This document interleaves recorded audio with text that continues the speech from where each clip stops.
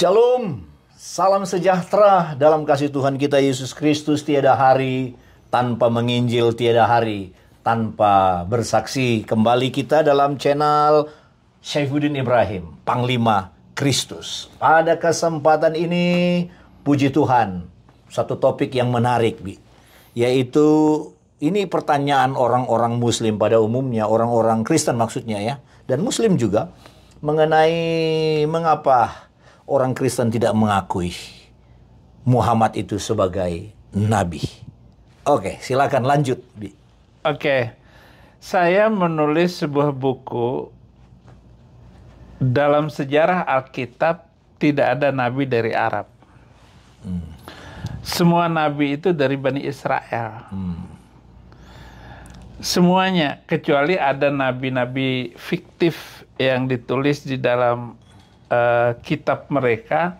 Ada Nabi Khidir, ada Nabi Soleh, ada Nabi Syuaib, ada Nabi Sis, ada Nabi apa lagi begitu, dan menambahkan tokoh seperti Luqmanul Hakim, Dzulqarnain dan sebagainya.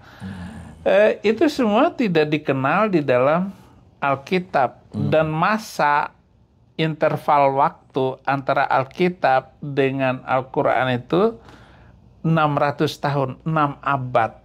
Sehingga nabi-nabi itu kan dikoordinasikan, diceritakan, dinubuatkan oleh nabi yang lain. Misalnya tentang Nabi Musa, Nabi Yesaya, Yeremia.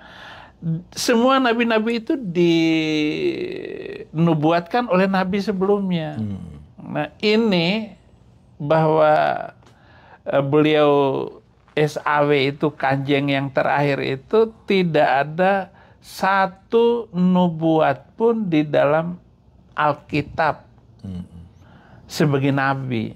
Maka wajarlah orang Kristen tidak mengenal nabi yang terakhir ini, yang ke-25, nggak dikenal. Sementara kitab suci mereka mengatakan bahwa SAW itu, kanjeng itu sudah diceritakan di dalam perjanjian lama dan perjanjian baru. Ya'rifunahu kama ya'rifuna abna'ahum. Mereka, maksudnya orang Yahudi dan orang Kristen itu mengenal Muhammad seperti mengenalnya anaknya sendiri. Bagaimana Pak Victor mengenal dua anak bapak. Saya juga mengenal anak saya, baik yang sudah gede maupun yang kecil itu. Saya tahu karakter masing-masing. Kenapa? Karena anak saya sendiri. Sementara kata kitab suci Quran bahwa orang Yahudi dan orang Kristen mengenal Muhammad itu seperti mengenal anaknya sendiri. Dan ini hoax sebenarnya. Hoax. Tidak terbukti. Sampai sekarang tokoh-tokoh Muslim, ulama-ulama dari zaman ke zaman berusaha membongkar ayat-ayat Alkitab seperti apa yang dikatakan Quran, bahwa Nabi terdahulu sudah meramalkan kedatangannya. Jadi begini, untuk diketahui oleh saudara Muslim, tidak ada sepotong ayat pun yang meramalkan tentang Mr. M itu datang dan diceritakan di dalam perjanjian lama maupun perjanjian baru. Jadi itu hal yang paling besar, yang paling penting, mendasar ya, mendasar. Paling mendasar mengapa orang Kristen tidak mengakui Muhammad itu sebagai nabi. Kira-kira apa lagi, Bi? Syarat nabi itu kan Abi sudah pernah sedikit mengupas ya. Oh iya, syarat nabi itu punya mukjizat. Nah, sementara si Kanjeng M ini dia nggak punya mukjizat. Dan itu tertulis di dalam kitab suci mereka. Wa yaquluna alladzina kafaru laula unzila alaihi ayatum min rabbi innama anta munziru wa likulli qaumin had. Orang-orang kafir berkata, mengapa tidak diturunkan kepadanya suatu tanda dari Tuhannya? Sesungguhnya engkau hanyalah seorang pemberi peringatan dan bagi setiap kaum ada yang memberi petunjuk.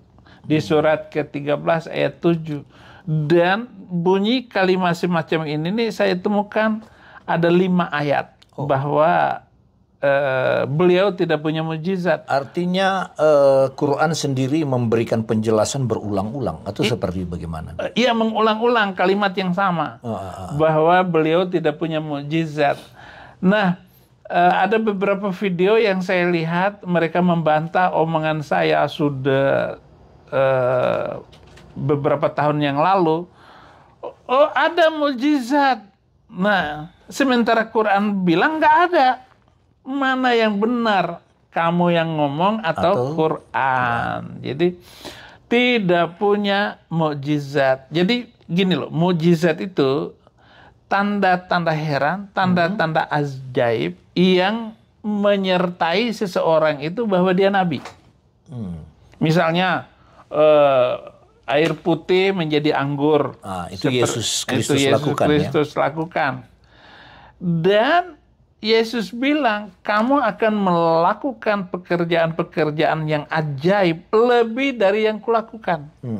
Jadi mukjizat itu bukan saja Tuhan Yesus yang melakukannya, tetapi orang-orang yang percaya kepada Yesus akan melakukan hal yang sama. Sebagai contoh, ada Reinhard Bonnke itu menghidupkan selama pelayanannya di Afrika, almarhum mendiang Reinhard Bonnke itu 7 orang hidup. Bangkit gitu. Yesus hanya 3. Saya catat di dalam, mungkin kalau saya salah ya ingatkan saya. Ada 3 orang sudah mati dan hidup lagi bersama Yesus Kristus. Ya. Itu namanya mukjizat. Sementara Nabi M ini, Kanjeng M ini tidak satupun ya. Tidak ada. Kecuali menghabisi musuh-musuhnya itu mungkin itu tergolong mujizat bukan ya? Bukan ya? Itu mah raja-raja dunia, kerajaan melawan kerajaan itu sudah biasa. Bahkan nabi-nabi yang ditulis di dalam Alkitab pun ya melakukan itu. Musa juga pernah mematikan orang, kan begitu. Menghilangkan nyawa orang. Orang Mesir kalau nggak salah itu. Iya, tetapi kalau yang berkaitan dengan perintah Tuhan di dalam kitab suci yang tetap berlaku sampai sekarang, itu adalah perintah dari Nabi Arab itu. Bahkan saya pernah ngomong beliau itu pencipta konsep mematikan orang secara berantai dari zaman ke zaman.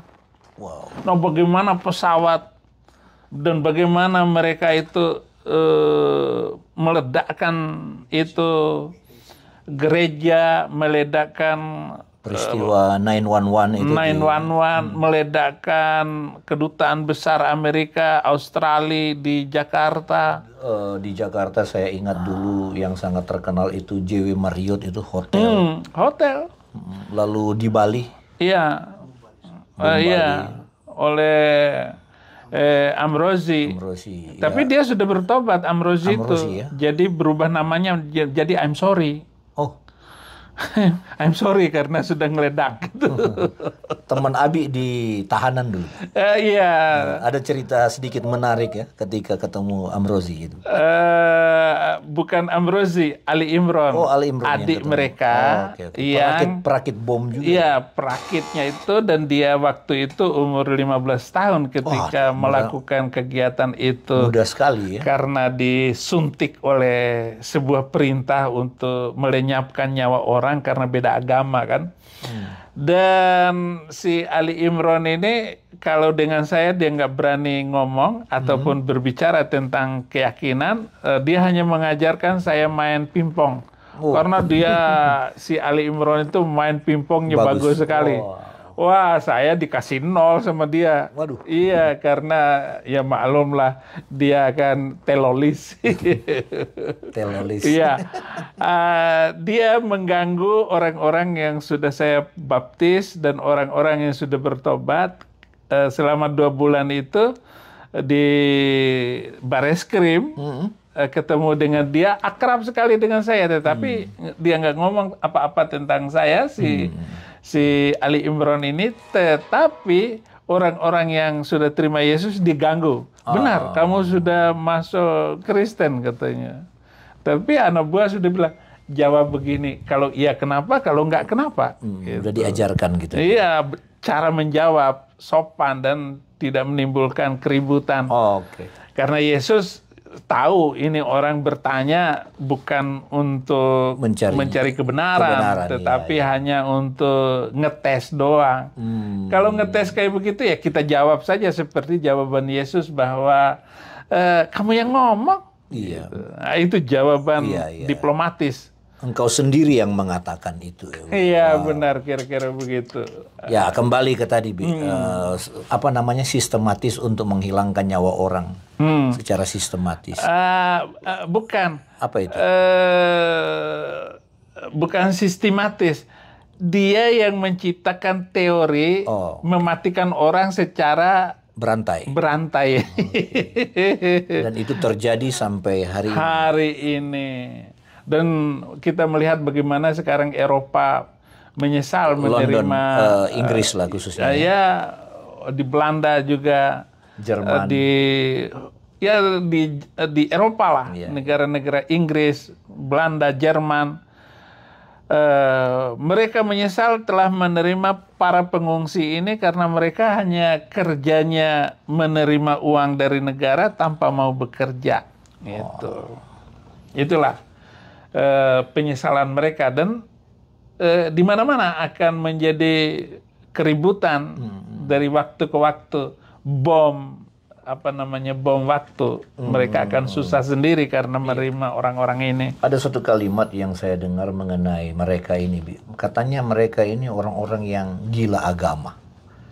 Atau gimana? Benar, gila agama? Iya, atau dibalik agama gila. Oh gitu. Waduh, sadis. Orang yang bahasa Pak Roni, kerasukan. Jadi kerasukan beragama, kok begitu hebatnya konsep kebencian yang ditimbulkan untuk melakukan prejudice sosial, iri sosial karena keyakinan. Dengan orang-orang kafir itu kan diberi kekayaan untuk hidup dan enak di dunia. Nanti di akhirat akan disiksa.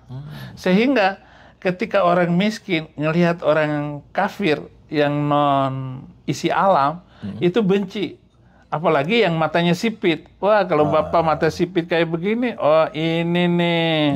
Dia suka makan duit, dia orang kafir dan sebagainya. Makan empuk. Iya, walladzina yaquluna alladzina kafaru laula unzila alaihi ayatum mir rabbih. Gitu. Dan orang-orang kafir berkata, mengapa tidak diturunkan kepadanya tanda-tanda mukjizat dari Tuhan? Katakan, sesungguhnya Allah menyesatkan siapa yang Dia kehendaki dan memberi petunjuk kepada orang yang bertobat kepadanya. Ya, oke. Saya potong sedikit, Bi. Sesungguhnya Allah menyesatkan siapa yang Dia kehendaki. Itu maksudnya apa, Bi? Allah menyesatkan yang Dia kehendaki. Jahat itu. Iya, beda dengan Yesus. Yesus malah satu domba tersesat. Dia meninggal. Kalau ada dari 100 domba, punya 100 domba, satu yang tersesat, dicari. Maka dia cari sampai dapat, dan dia menggendong dombanya, lalu dia ceritakan kepada tetangganya, dombaku yang hilang telah kudapat. Tetapi ini kesempatan, konsep yang membingungkan saya, konsep bahwa yang membingungkan.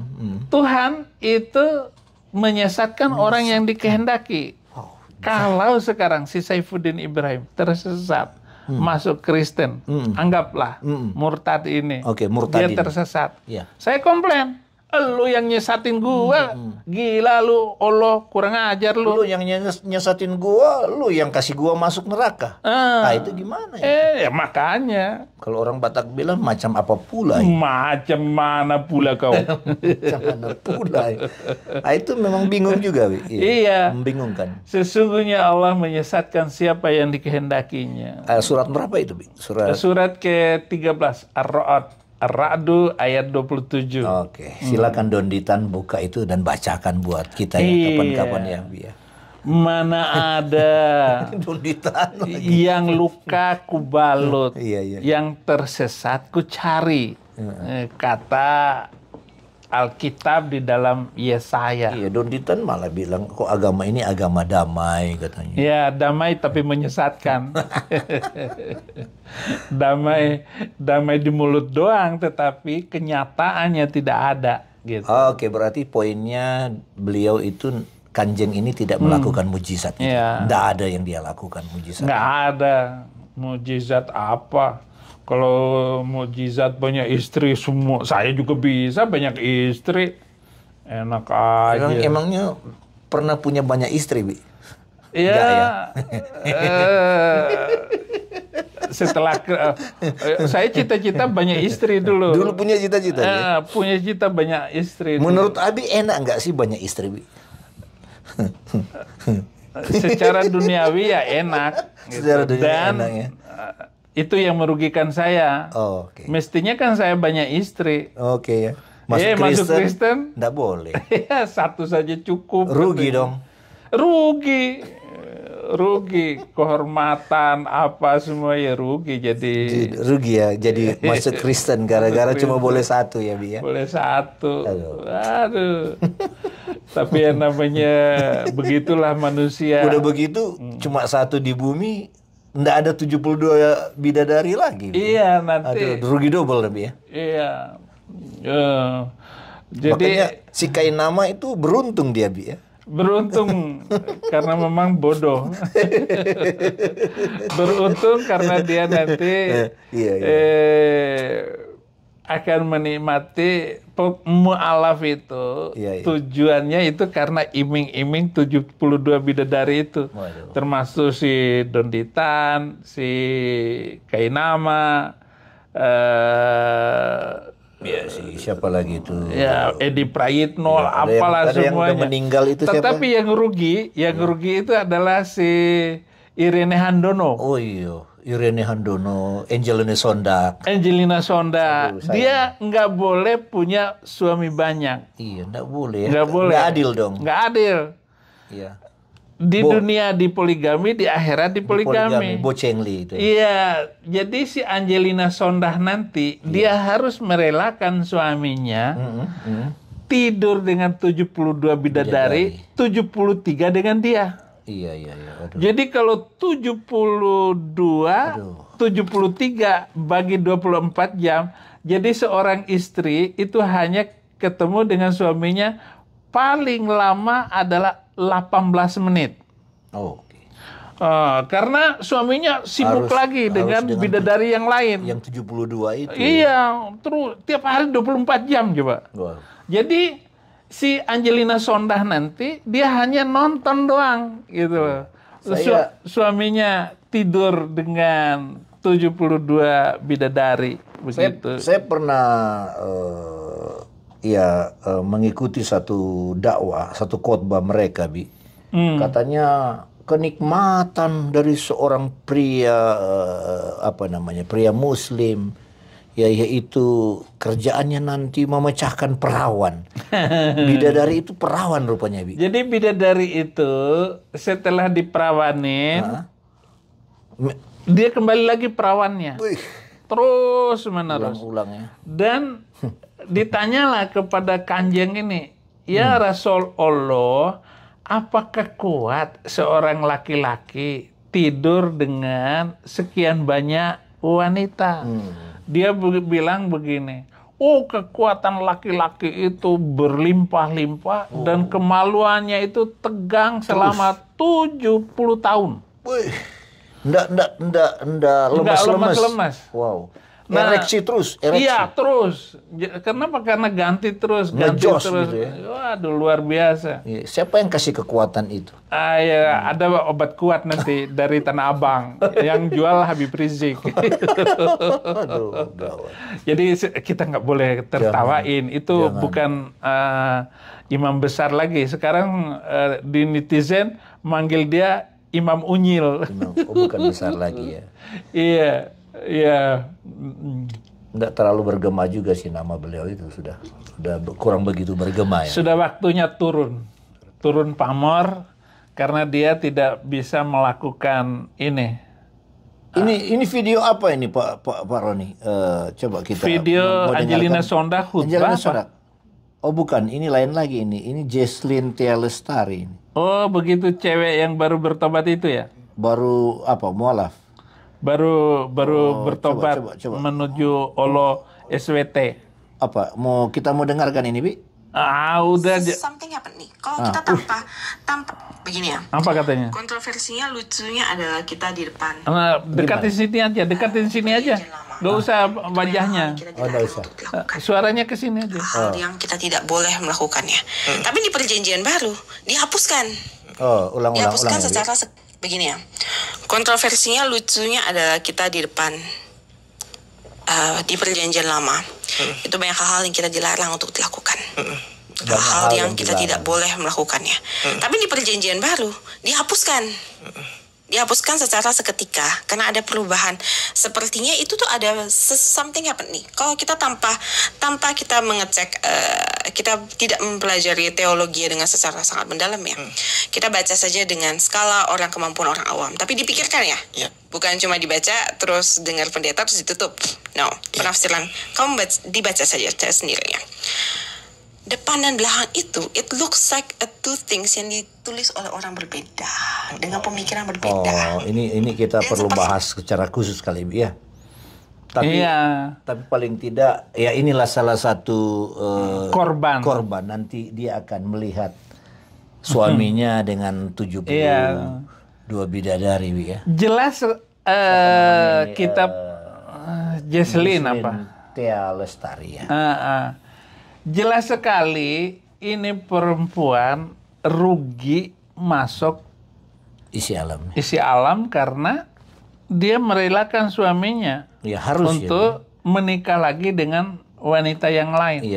Jadi kerelaan seorang istri itu menunjukkan dia bertakwa. Sekarang pertanyaannya, yang namanya agama itu harus sesuai dengan martabat, harkat, dan mengangkat harkat martabat. Sekarang apakah poligami itu mengangkat harkat martabat wanita? Apakah dia rela suaminya kawin lagi? Semua wanita di dunia tidak rela suaminya kawin lagi. Dia, seorang wanita itu sudah diciptakan untuk setia dan hanya mau suaminya milik dia sendiri. Ini ada ajaran dan bagaimana ustadz-ustadz itu menawarkan kepada wanita-wanita untuk agar suaminya kawin lagi supaya dia masuk surga. Masuk akal nggak? Iya, itulah. Masuk akal nggak? Tetapi masuk akal dengan kebodohan dan kepongahan iman. Semacam itu. Ini orang Kristen. Iya.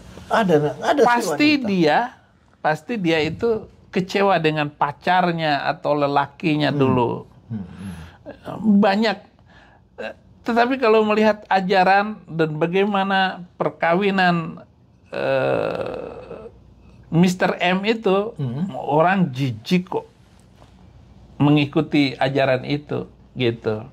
Iya, pertanyaan tadi bagus, Bi. Ada nggak sih perempuan mau diduakan, mau dimadu, atau bukan dimadu, mau diperistri kesekian gitu ya? Saya kira logika waras enggak lah ya. Asal mula wanita itu adalah tidak mau suaminya kawin lagi. Pacaran saja dia enggak mau kok, orang pacarnya itu punya pacar lagi. Apalagi sudah namanya jadi istri. Tetapi itulah doktrin, ajaran, doktrin ya. di mana nanti ustadz akan datang. Iya, dan ustadz yang menjelaskan itu. Menjelaskan, kalau kalian merelakan suamimu kawin lagi, kamu masuk surga. Wih, luar biasa. Apakah ibu-ibu mau masuk surga? Mau, gitu. Syaratnya? Syaratnya, relakah kamu suami kawin lagi? Enggak. Memang begitu. Nggak bisa. Jadi begitu. Ya, aduh. Iya. Lalu tadi kita sudah bahas mengenai Allah, katanya apa namanya tadi, coba melihat yang di atas tadi. Allah tidak memberi petunjuk kepada orang yang disesatkannya. Tapi tadi ayat bilang memberikan Allah sendiri yang menyesatkan. Ya, tadi ya, Bi. Lalu ada pertentangan antara ayat yang tadi Abi bacakan dengan surat yang berikutnya atau gimana, Bi? Kalau ada ayat yang bertentangan, itu cari ayat yang lain untuk mendukung ayat itu. Tetapi saya mau bilang kepada semua Anda, tidak kurang dari 1000 ayat dari Quran itu saling bertentangan antara satu dengan yang lain. Tidak kurang 1000, Bi. 1000. Saya sudah menemukan itu dan saya sudah menulisnya. Tidak kurang 1000, banyak benar. Termasuk 300 yang saya katakan ayat yang membawa malapetaka.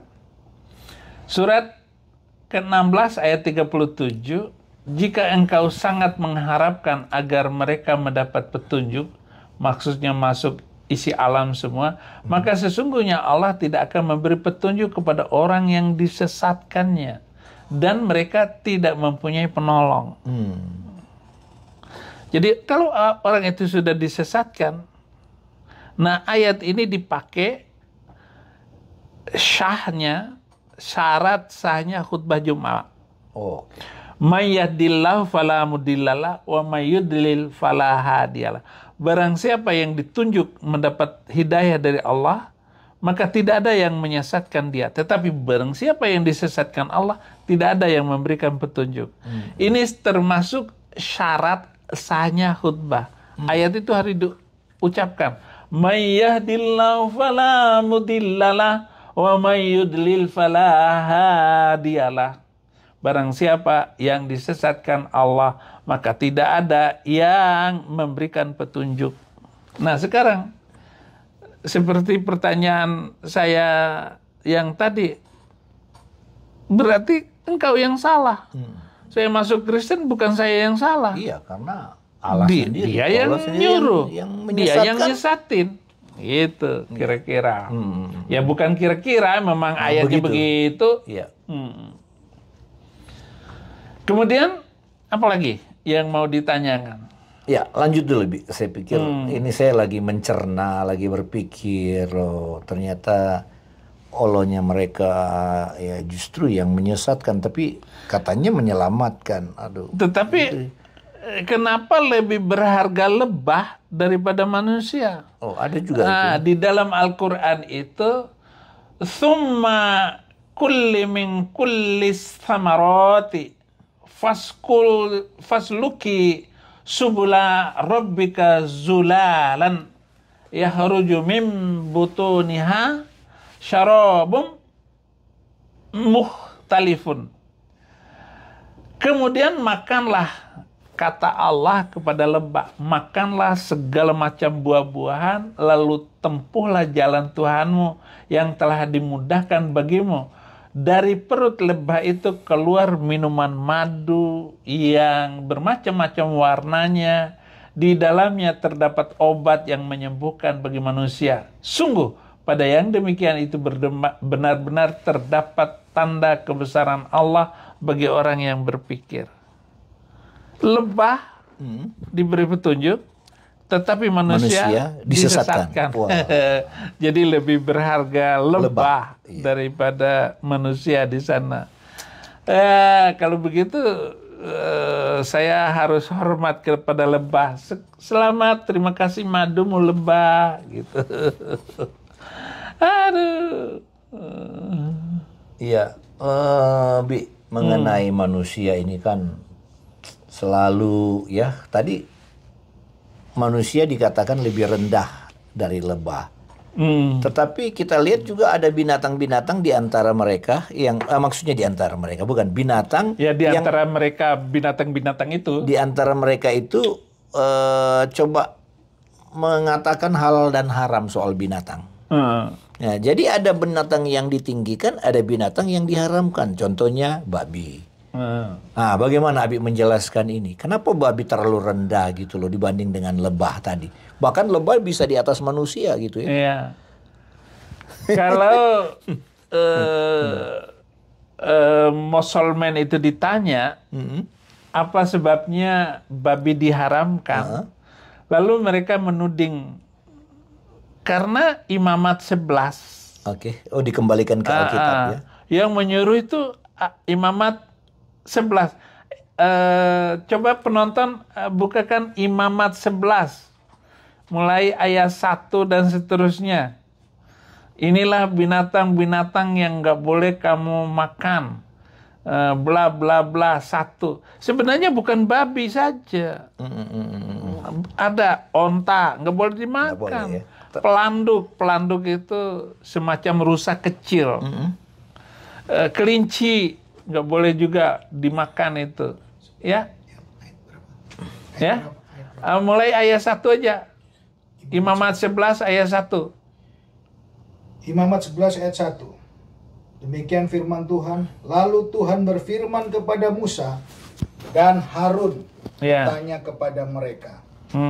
Katakanlah kepada orang Israel begini, inilah binatang-binatang yang boleh kamu makan dari segala binatang berkaki 4 yang ada di atas bumi. Ya. Setiap binatang yang berkuku belah, yaitu yang kukunya bersela panjang dan yang memamah biak, boleh kamu makan. Ayat 4. Tapi inilah yang tidak boleh kamu makan, dari yang memamah biak atau dari yang berkuku belah, unta, karena memang memamah biak. Unta. Tetapi tidak berkuku belah, haram itu bagimu. Ayat 5. Juga pelanduk, karena memang memamah biak, tetapi tidak berkuku belah, haram itu bagimu. 2. Ayat 6. Juga kelinci, Kelinci. karena memang memamah biak, tetapi tidak berkuku belah, haram itu bagimu. 7. Ayat 7. Demikian juga babi hutan, karena memang berkuku belah, yaitu kukunya bersela panjang, tetapi tidak memamah biak, haram itu bagimu. Daging binatang-binatang itu janganlah kamu makan, dan bangkainya janganlah kamu sentuh. Haram semuanya itu bagimu. Stop. Masih ada itu udang, belut, lele, dan sebagainya. Iya, itu bisa Kan juga disebut. haram ya. Tetapi saudara-saudara, kenapa hanya ngomong babi? Mestinya unta, mestinya juga pelanduk, kelinci, kuda. Tapi kelinci halal buat mereka ya, Bi? Ada satu kelinci. Ya dimakan juga. Makan juga ya. Iya, kelinci. Ya karena dia beralasan bahwa babi diharamkan dari Imamat 11. Oh, Gitu. paham, saya paham. Hanya babi doang. Kenapa? Yang lain enggak ya? Iya. Lolos gitu ya. Lolos. Pelanduk, onta, Iya. kelinci. Kelinci. Wow. Kalau orang di Alkitab itu kerang nggak boleh, kepiting nggak boleh, itu dimakan semua. Termasuk ikan yang tidak bersisik ya. Iya. Oke. Yang tidak bersisik. Misalnya belut, moa, itu mestinya nggak boleh, tapi diembat semua. Ya. Jadi aturan. Sok tahu begitu. Oke, ada lagi? Ya, itulah tadi soal haram tidak haram. Iya. Nah, kalau soal makanan haram tapi berpoligami halal. Makanan bahkan daging babi haram. Iya. Tapi menghilangkan nyawa bisa halal. Iya. Menaklukkan satu kota dengan membantai sesama halal. Bahkan Ya. saya pernah nonton suatu video, ya seorang pemuka agama mereka juga yang ngomong bahwa sekalipun orang katanya orang di luar orang non isi alam itu melakukan kebaikan, itu tetap itu masuk neraka. Tapi kalau orang mereka ya orang isi alam melakukan kejahatan-kejahatan tetap masuk surga karena keislamannya itu, keisi alamnya itu. Ada gimana itu, Bi? Jadi berbuat jahat tidak masalah asal itulah agama itu munafik. Mereka itu banyak munafik, jadi jidatnya dihitamkan, celananya dicingkrangkan, tetapi ketika berhadapan dengan orang non, mereka banyak melakukan kejahatan dan mencuri harta kekayaan orang Kristen. Kenapa? Kemunafikan itu muncul karena kitab sucinya sendiri mengizinkan untuk mencuri, merampok dan menjarah harta orang non isi alam. Itu halal. Halal. Surat ke-59 ayat 6 dan 7. Harta apa saja yang diberikan Allah fa'i kepada orang-orang, nabi, rasul, maka harta itu adalah untuk yatim piatu, orang dalam perjalanan, orang yang sedang musafir dan seterusnya. Jadi bagi-bagi. Jadi boleh saya mencuri harta kekayaan orang kafir, lalu dibagi-bagi untuk membangun masjid, untuk membangun prasarana sekolah dan sebagainya. Itu boleh. Ini dari mana ajarannya saya juga nggak tahu. Di dalam Alkitab itu diharamkan rampasan perang. Tapi tiba-tiba dia bilang begini, apa yang diharamkan kepada nabi-nabi terdahulu, kepada saya dihalalkan. Yaitu harta rampasan. Maka di dalam surat Quran itu ada surat ke-8, surat Al-Anfal. Itu surat rampasan perang. Jadi dibagi-bagi kepada siapa saja harta rampasan perang itu. Memang ada ayat yang mensahkan itu ya, Iya. menlegalkan itu ya kalau bahasa hukumnya, Bi. Iya, jadi begitu. Ya, kembali lagi kepada mengapa orang Kristen ya tidak mengakui Kanjeng Nabi itu, Kanjeng M itu sebagai nabi. Apa alasan yang lain, Bi? Alasannya jelas sekali bahwa tidak boleh untuk percaya kepada Kanjeng itu karena namanya tidak disebutkan di dalam Alkitab. Iya. Dan jelas sekali, misalnya begini, selain Yahudi tidak dipercayakan firman Tuhan. Roma 3 ayat 1 dan 2. Roma 3 ayat 1 dan 2. Coba dibaca. Roma 3 ayat 1. Roma 3 ayat 1 dan 2. Jika demikian, apakah kelebihan orang Yahudi dan apakah gunanya sunat? Ayat kedua. Banyak sekali dan di dalam segala hal. Pertama-tama sebab kepada merekalah dipercayakan firman Allah. Jadi firman Allah itu tidak dipercayakan kepada bangsa lain. Kepada orang Manado nggak dipercaya. Iya. Orang Batak nggak dipercaya. Orang Bima ya ada Nabi YouTube. Mau benar. Hanya orang Yahudi yang dipercayakan firman Tuhan. Itu satu. Lah dia orang Arab. Jadi nggak termasuk dong. Kenapa? Karena tidak dipercayai. Sehingga kalau ada orang yang mengaku menerima wahyu, firman, diturunkan kepadanya kitab suci, itu pasti hoax. Dan mengubah Wahyu 22 ayat 18. Nggak boleh nambah-nambah lagi. Cukup Alkitab. Sudah selesai dengan final Alkitab. ya. Udah selesai ya. Nggak usah lagi ada petunjuk-petunjuk, ajaran, hukum-hukum, apapun. Nggak boleh lagi. Iya. Wahyu 22 ayat 18.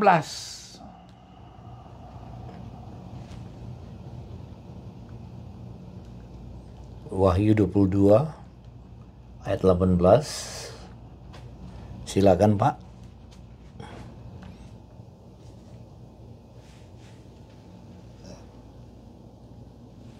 Iya, sambil Aku berkata kepada semua orang yang mendengar tentang nubuat-nubuat ini. Ayat 18. Ya ampun. enggak apa-apa ya. Oke, sambil Firman itu nggak boleh ditambah-tambah. Iya. Wah, saya nggak ada lagi nih Alkitab saya. Oh, di studio sebelah ya, Bi ya. Oke. Ya, Oke, mungkin sambil menunggu pemirsa dan juga percakapan selanjutnya, penjelasan Abi selanjutnya, tentunya kami mengajak Anda untuk bisa bertanya kepada Abi ya. Ya. Silakan Anda boleh bertanya karena memang forum ini ada kolom yang akan Anda ketika Anda melihat tayangan YouTube ini, ada kolom yang di sana Anda bisa ketikkan berupa SMS gitu ya, pertanyaan-pertanyaan yang ada. 22:18. ya, Aku bersaksi kepada setiap orang yang mendengar perkataan-perkataan nubuat dari kitab ini. ya. Jika seorang menambahkan sesuatu Jika seorang dari Arab, terus, menambahkan sesuatu kepada perkataan-perkataan ini, hmm, maka Allah akan menambahkan kepadanya malapetaka yang tertulis di dalam kitab ini. jadi karena bangsa itu mengakui ada wahyu lain di luar Alkitab, mereka yang mengikuti Alkitab lain, Injil palsu itu, kena malapetaka, malapetaka. Jadi sudah dinubuatkan malapetaka itu kepada bangsa itu. Alkitab sudah dengan Sudah tegas, ngomong, jelas sekali jelas kok. sekali. Jangan ditambahkan. Dan saya nggak ngarang Betul. dalil. Dan siapa yang mau membantah itu? Jadi kalau kita mengakui si kanjeng Nabi, Arab itu sebagai Nabi, itu bisa mendapatkan malapetaka gitu ya. Ya malapetaka. Malapetaka buat kita yang mengakui. Oke. Saya benci sekali dengan orang Kristen dulu. Untung saya nggak melakukan kejahatan-kejahatan lebih lanjut. Dengan mencemarkan, mengotori tangan saya. Cuman waktu itu ya mulut saya ya selalu ngomong untuk membenci keyakinan itu. Itu sudah berjalan lama sekali. Nah, itu bukti bahwa tidak ada nabi selain yang ditulis dan diceritakan di dalam Alkitab. Apalagi ngarang, katanya ada 124.000 nabi loh. Wow. Berarti setiap tahun itu ada 41 nabi yang dikirim oleh Allahnya mereka. Saya nggak ketemu itu 124.000 nabi di dalam Alkitab. Oke, ini mungkin ayat terakhir. Terakhir ya, kita sudah Gini, cukup. bahwa tidak ada nabi dari Arab itu, Mazmur 147 ayat 19 dan 20. Mazmur 147 ayat 19 dan 20. Biar pembaca firman ini lain kali bawa Alkitab, Pak. Jangan bawa HP, susah itu cari. Mazmur 147 ayat 19 sampai 20. Ya. Demikian firman Tuhan. Ia memberitakan firman-Nya kepada Yakub. Ya. Ketetapan-ketetapannya dan hukum-hukumnya kepada Israel. Ya. Ayat 20. Ia tidak berbuat demikian kepada segala bangsa dan hukum-hukumnya tidak mereka kenal. Ia tidak melakukan, tidak memberikan, tidak mempercayakan firman itu kepada bangsa lain, hanya kepada Israel. Iya. Jelas sekali itu kok. Jelas.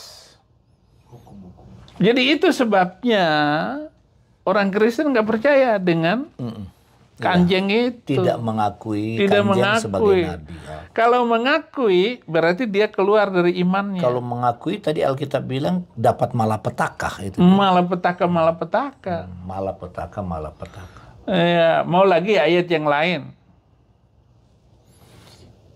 Yohanes 4 ayat 22. Yohanes 4 ayat 22. Keselamatan itu datang. Yohanes 4 ayat 22. Kamu menyembah apa yang tidak kamu kenal. Kami menyembah apa yang kami kenal.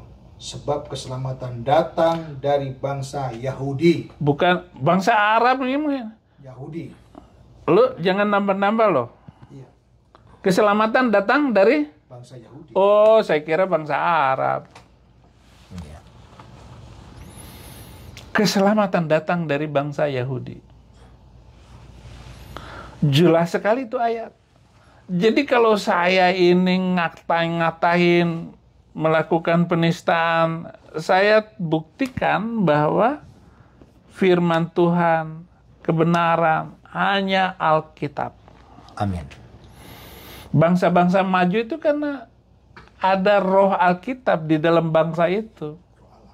Iya. Hukum-hukum, seluruh hukum Amerika ini. Itu hukum landasannya Alkitabiah. Iya. Karena pendiri Amerika ini adalah orang cinta Tuhan.